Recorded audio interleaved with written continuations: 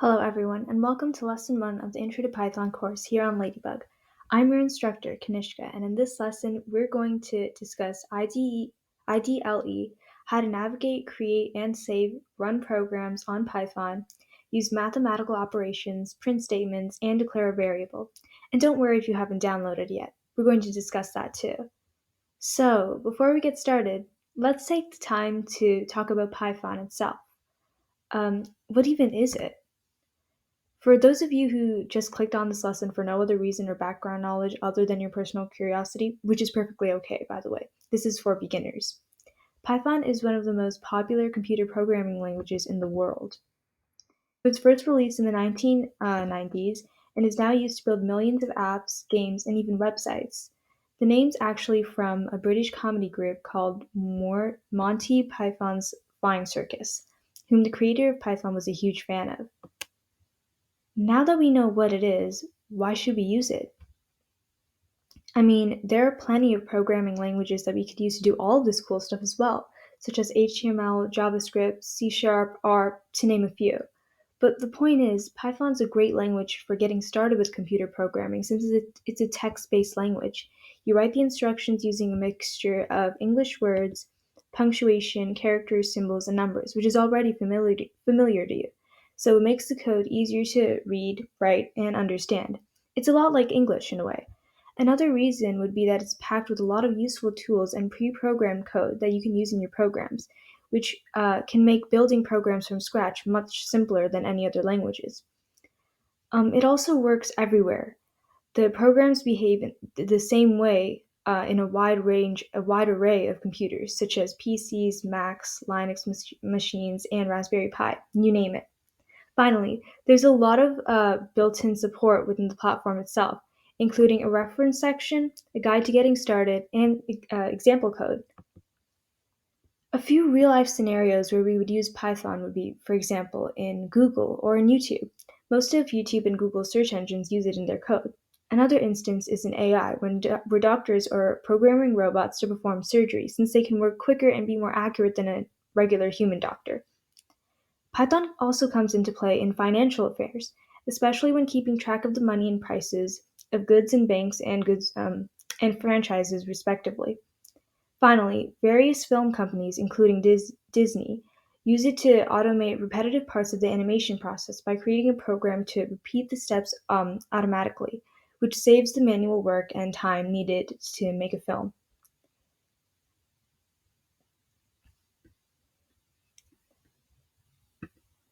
Now, for the basic setup bit, we're going to need to install Python. Whether or not you have a Windows or a Mac, don't panic. I'm going to show you how to do both. Okay, so for PCs, you're going to first go to the Python website and type the address below into your web browser to go to the Python website. Then click on the downloads to open the download page. Step 2, you're going to click on the latest version of Python for Windows, beginning with the number 3. The installer file will download automatically. So of the different installer options, select executable installer. Step 3 is you have to run the installer. So double click the installer file to install Python and then choose the install for all users and click next at each prompt without changing the default settings. And step 4, open IDLE. So once the installation is finished, check that it was successful by opening the IDLE program. Go to the Start menu, choose All Apps, and then select IDLE. A window like the one below should pop up. Um, an IDLE is basically short for Integrated Development Environment, and it's a free app that you get when you install Python.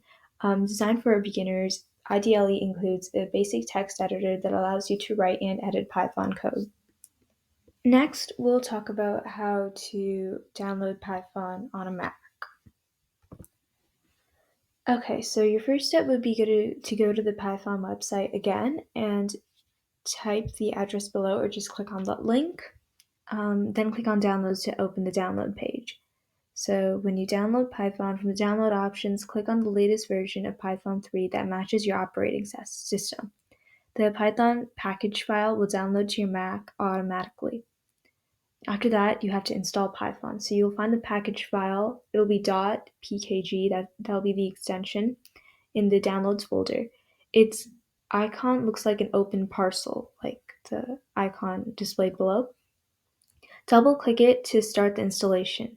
At the prompts, click Continue and then Install to accept the default settings. After that, you finally open IDLE and open the Applications folder and then the Python folder. Double-click the IDLE and a window like the one displayed below should appear. Once we got that out of the way, let's talk about using IDLE. So this has two different windows which you can work in. So we have the editor window, which can be used to write and save programs, and then the shell window, which runs Python instructions immediately. So when you open up IDLE, the shell window pops up first, and this is mainly used to test out snippets of code before adding them into a bigger program. This is the best place to get started in Python because you don't really have to create a new file first. You just type directly on the screen. Okay, now we're going to learn how to create, save, and run our very first program. So our program that we're going to make is going to be the infamous classic Hello World. You might have heard it before and you might have done it in different languages, but this is generally a traditional method or traditional way to start your programming journey. Okay, so first off, we're going to launch our IDLE and we're going to go to our shell window. When we start it, we're going to ignore that and click on File in the menu, the top menu. We're going to choose New File to create an empty editor window where you can write our program. Next, we're going to type the first line. So in the editor window, you can type this line of text, print, and then in parentheses, hello world, or whatever you want to say. The word print is a Python instruction that tells the computer to display something on the screen. We're going to learn more about print functions in the next few slides. Okay, next we're going to save our file. So before we run the code, we have to save our file. We have to make sure we save it, otherwise the computer might just delete everything, and we don't want that to happen. So we go to the File menu, and we click Save. Next, a pop-up box should appear, and we can type in any name for our program, but we always have to end it with the extension py. As you might know, for HTML files, we end it with .html. For JavaScript files, we end it with .js. CSS files, you end it with the extension .css. So for Python files, we always want to end it with .py. And you can save it wherever you want on your laptop. Okay, and step 5, last, we got to check if it works. We always want to make sure our programs have no bugs and then they're error-free before we share them with other people. So we're going to click Run Module after opening the Run menu on top. And then you should see the message Hello World in the shell window, because that's where it's going to appear. And congratulations, you just ran your first program on Python. Next, we're going to talk about variables, as they are pretty important in Python. You're going to use variables a lot when you code. So these are used to identify data by giving it a name. Think of it as like a storage box with a label on top. So you can store data and information in the box and then use the name to find the data again when you need to use it. Sometimes you have lots of information and you don't want to call every single thing. So you just assign all of it to one variable, and then you just use the variable to identify the box, such as X or Y or name or anything you want. But you should always think of a name that will remind you what's inside the variable so you don't get confused. Then you should decide what you want to store in the variable. This will be the variable's value. Here are some do's and don'ts when naming variables. We always want to make sure we follow these rules, otherwise Python might give us an error and then we're going to have to fix the error. So here's what you can do to avoid that from happening. We always want to start the variable's name with the letter, right? So don't start it with a number or anything. Any letter can be used though. Underscores can also be used, and numbers can be used, just as long as it's not the first thing in the variable's name. Some don'ts: you want to avoid using symbols, so no parentheses, no hashtags, and no and symbols, no stars. You can't use spaces either, so most people use underscore in place of a space. It's also case sensitive, so if you name a variable with the capital letter and then name another variable with the lowercase letter, and they're the same word, Python is still going to consider them as different variables. You also want to stay away from command words to avoid confusing Python. Example of this would be print, right? So you want to try to stay away from using those. Next, let's talk about math operations. Okay, so variables can also be used to store numbers and do sums. We can use them with symbols to do calculations, just like you do in math class. But some of these symbols will be familiar, and some of them will be a little different too. So watch out for the symbols meaning multiply and divide. They're slightly different from the ones you might see in school.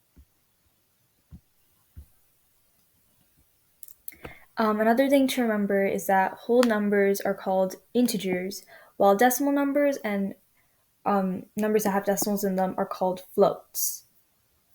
Right, so if you have one sheep, that is an integer because it is a whole number. But if you have half a sheep or 0.5, that would be considered a float.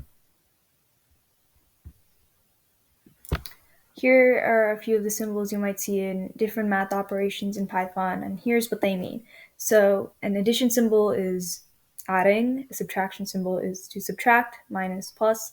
Those you might already know. And then for multiply, we use the asterisk, and slash, the backslash, is for dividing. Now, on to print statements. Okay, so a string is any data made up of a sequence of letters or other characters, and a print statement is a built-in function in Python. So that means it's a function that's already built into Python, so you don't have to call it and make one. It's a part of Python already. And a string is any data made up of a sequence of letters or other characters. It can be numbers, can be symbols, it can be whatever you want. Python doesn't care. They will just take whatever's in the string and then print it for you. And strings are always inside quotation marks. Doesn't matter if it's single quotation marks, doesn't matter if it's double, but they always have to be the same. So if you start with a double quotation mark, you have to end your string with a double quotation mark. It can't be double single or single double. Strings can also be put into variables. So if we look at the code here, if you try typing it into the shell window, it will print the words Sherlock Holmes. So this variable, we assign the string Sherlock Holmes to this variable, and then we ask Python to print the variable. It would also work if we asked it to print the string, but sometimes, in some cases, we don't really know. So for example, if we're trying to gain user input, we won't know what the user is trying to input. So we just ask it to print the variable, and we assign that input to the variable. And then it prints Sherlock Holmes. Here's another example to the right, and this one's slightly more complicated because this time we have two strings and we're adding them together. So Python doesn't, the math operations in Python don't necessarily only have to work for numbers. They can also work for strings as well. As we can see here, if you were to try this in the shell window, it would also work. So here we're assigning Cindy Lou Who a string to the variable name. We're assigning Merry Christmas to the variable holiday, and then we're making a new variable called greet, which adds holiday and then name. Notice that we have to notice the order of the variables. If we put name plus holiday, it would give us a different answer. It would give us Cindy Lou Who Merry Christmas instead. So the order does matter in this case. And then we ask it to print greet, the variable, and it displays the following: Merry Christmas, Cindy Lou Who. Now it's time to take a few of the exercises that we've learned and put them together. Okay, so now I'm going to show you a quick demo of how I would do this, of how I would create, save, and run a Python program. So we're going to go to File on the top, click New File, and then now we have our new file, right? Now we can start typing our code in. How about let's do a quick sample program.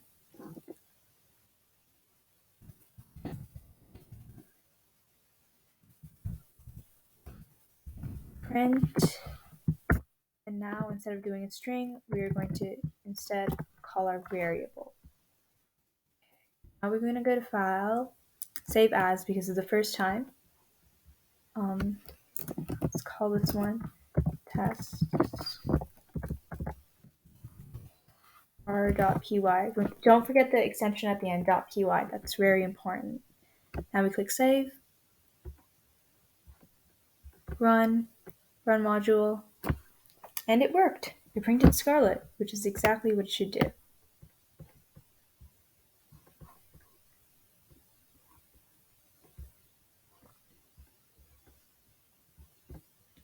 Now let's do a little exercises and experiments with our shell window and take everything that we've learned today and put it together. So first, let's start off by creating a variable age and assigning it to the number. Oh, I think I put a space there, didn't I? Yeah. Okay. Python's really picky about that stuff. So now if we print age, it should give us 17. Right. Let's try a few math operations. So if we have, let's make another variable called num equals, let's do 4. Now the shell window knows that age equals 17 and num equals 4. Now what happens if we say print age plus num? 21. Would we still get the same result if we did num plus age?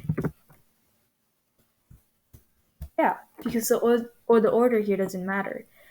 Before, when you do the order of strings, that matters because strings are words, but these variables are assigned to numbers, and the order of numbers in addition doesn't matter. What if we changed the value of num? We said num equals 2. Did it update the variable? Let's try it out. Print num equals 2. Do print age plus num plus num. It gives us 21, which is right. Okay, let's try one final exercise together before we call it quits. So this time we're going to make a variable weather, and basically what we're going to do is try to make a sentence that says it is cold outside, or it is rainy outside, or any other weather that you want of your choosing. But I'm going to do it is rainy because I love rainy days. So for this, we're going to do rainy outside, and I'm going to call the second variable phrase.